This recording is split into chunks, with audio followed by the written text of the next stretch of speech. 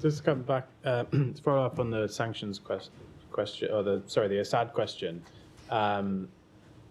In recent months, you said he's a dictator with blood on his hands, but has there been talks in recent months to potentially ease the sanctions on him as a, in a slight, basically your allies in the region have now have a relationship with him, so there was a sense that the U.S. position had softened slightly. Well, let me say two things about that. One, with respect to our sanctions that we have imposed upon the Assad regime, they remain fully in effect. They have not changed. The Syrian regime has shown no change in behavior that would indicate that our sanctions should change. The second thing I'll say about that is, yes, we have seen countries in the region who are close partners in some cases with the United States normalize their relations with the Syrian regime.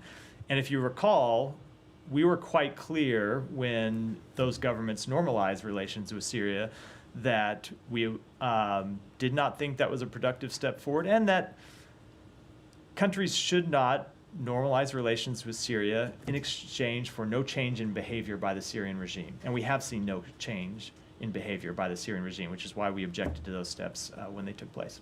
So you're saying they shouldn't have normalized relations, but now they have.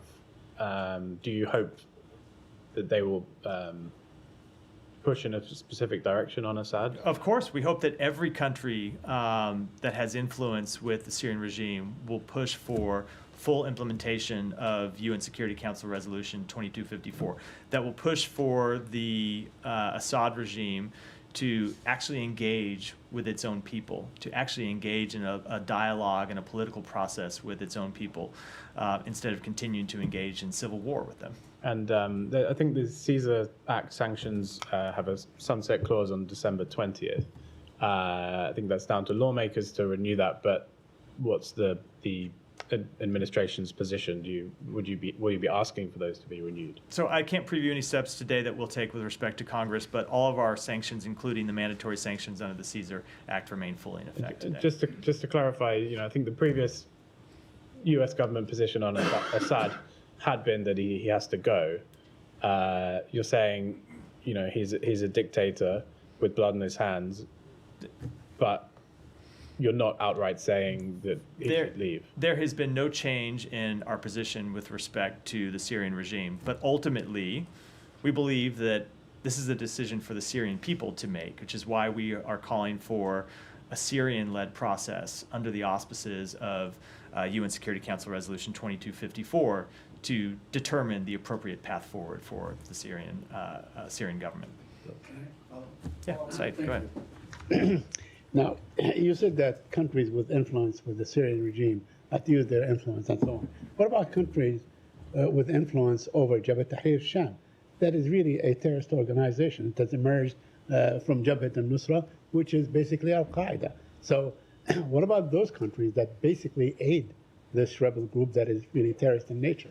As I said, we have been very clear that every country with influence with anyone in Syria should use that influence, should use that leverage to press for de-escalation of the situation. Including Turkey? Including every country. Are you talking to Turkey on this area? The secretary talked to, if you looked at the readout we put out, the secretary talked to the foreign minister of Turkey yesterday.